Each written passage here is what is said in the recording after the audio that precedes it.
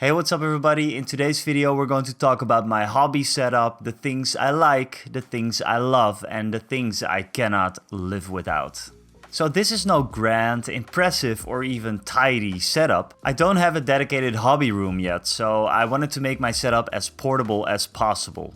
So let's go to the base of operations of my setup. My HobbyZone painting station. What I like about this painting station is that I can see all my paints in a glance. There's different sizes of holes in there for brushes, paints from different brands, and other hobby tools. What I like most about it though is how portable it is. I often go between dinner table to coffee table in front of the TV, or go to the shed in my backyard to do some airbrushing or priming. The handles of this painting station make it very easy for me to take my entire setup and bring it somewhere else. Part of my painting station is my cutting mat, and I'm not sure if I should be proud or ashamed about its current state. I mean, it's almost a work of art in and of itself. There's years of different kinds of armies on here, there's glue on here, there's some dry brushing on here. And while I'm about to get a new one, I will not throw this out. It's kind of like a relic, you know, and I might just keep using it the way that I do right now and use the next one to be a little bit more tidy. So where this painting station is completely optional, a light is not. You need a light, period. I remember starting without one, and me and my girlfriend, we used to work on different kinds of hobby stuff. And not noticing that the sun is going down and that the entire room would be really dark. So I would be there with my little Skitari models, you know, painting them up, and then coming back the next day and asking myself, what the hell did you do? This looks like crap. And that's because I couldn't see anything. I mean, I cannot stress enough how much you need a hobby lamp. And it can be like an IKEA lamp or something, doesn't really matter. I got an old one from my dad, and although I like it a lot, I'd like to have something a little bit more portable. If you have any tips on those, like a portable hobby lamp that I can, I don't know, maybe fold in or something, leave them in the comments below. I will check it out. For assembling minis, I use some very simple tools. I have a hobby knife, a sanding stick, and some clippers. The hobby knife I use for removing mold lines, and then sometimes using the sanding sticks to sand it down just a little bit more, make it smooth. Another thing that I occasionally use is this little hand drill. It's really handy for drilling barrel holes, but I've been using it mainly to make space for little magnets in my miniature. So for example, for swapping weapons for different weapon options.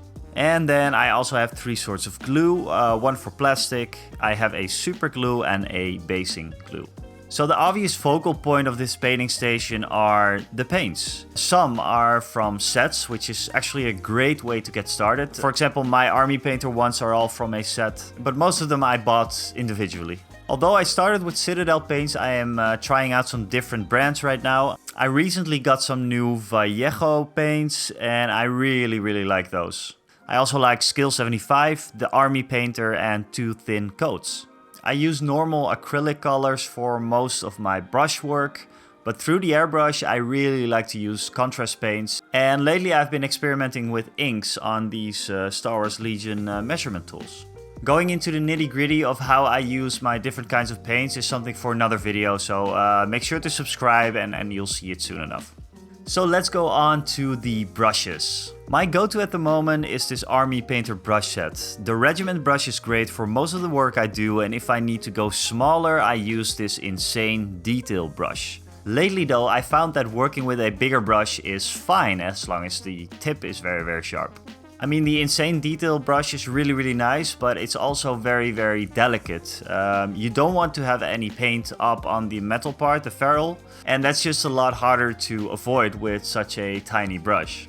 A few weeks ago I got this fancy Winsor & Newton brush in this very cool Mini Marvels mystery box. I've yet to use it, but before I do I want to learn how to properly clean it. I kinda have a trauma from Squidmar's video, so I kinda have to get over that first. Speaking of the Mini Marvels mystery box, mine came with some awesome Warp Miniature Gnomes, Toad Riders, different kinds of paints that seem to have been a hint towards the paint scheme of the gnomes. And then I got some glue and obviously the Winsor & Newton brush that I was just talking about. Since this box contains random items, I think it's a great gift for a friend or for yourself. Check the link in the description below for a 10% discount or use TheWinners2024 at checkout.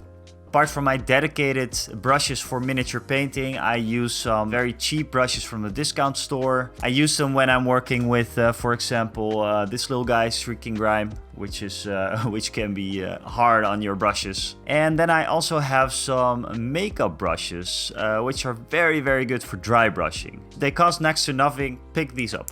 Then onto the wet palette. I mean, the wet palette is one of those things that I cannot live without anymore. It keeps your paints moist, it helps you get the right paint consistency, and mixing colors is a whole lot easier on one of these than it is on a dry palette. In this example, I had to correct some mistakes I made while freehanding this Rebel land speeder.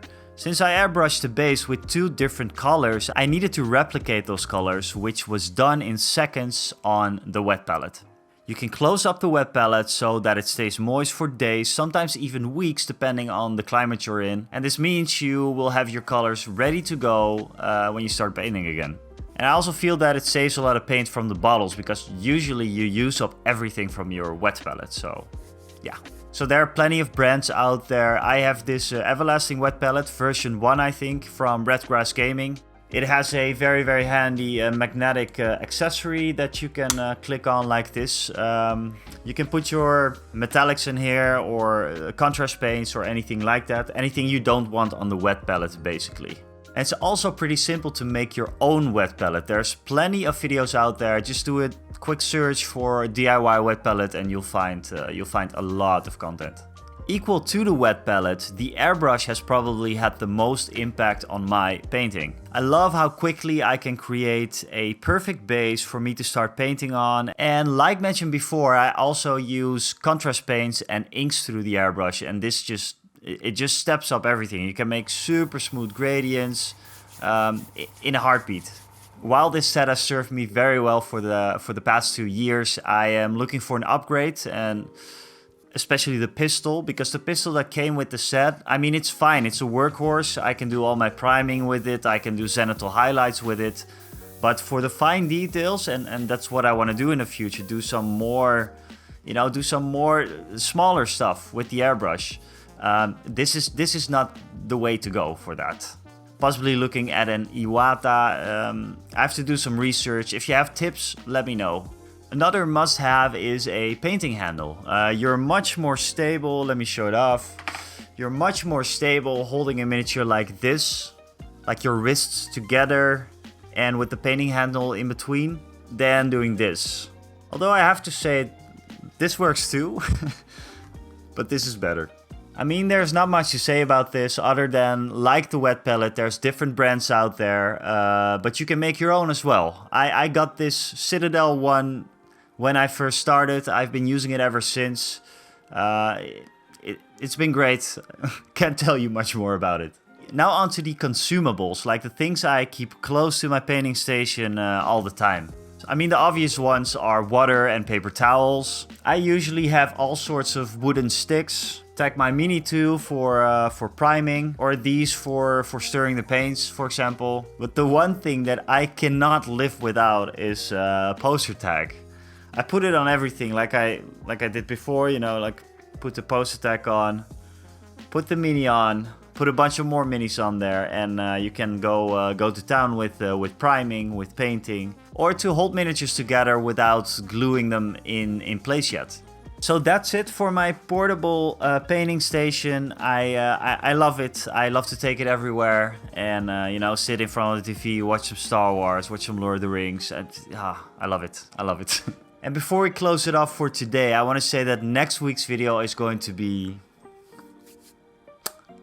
really, really cool. Specifically, if you like Star Wars Legion, it's going to be awesome. It's going to be epic. I quickly wanted to thank you guys for the 400 subscribers on YouTube. I mean, it's been 2 months. It's been a couple of videos, and here we are. This is just, yeah, I'm super happy with this. And also thanks for following on Twitch. I mean, it's been so much fun. I'm having so much fun streaming to you guys. We have a nice little community going on there. And again, next week's video is going to be awesome. Tune in for that. subscribe, and I will see you guys later.